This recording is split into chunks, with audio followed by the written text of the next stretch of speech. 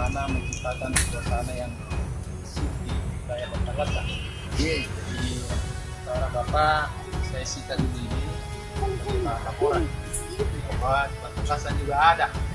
Ya, karena selama ini yang saya laporkan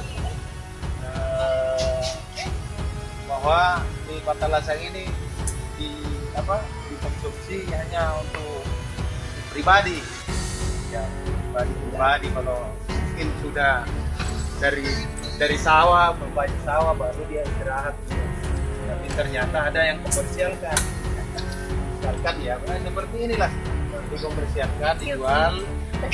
Ya, perintah Bapak Kapolres untuk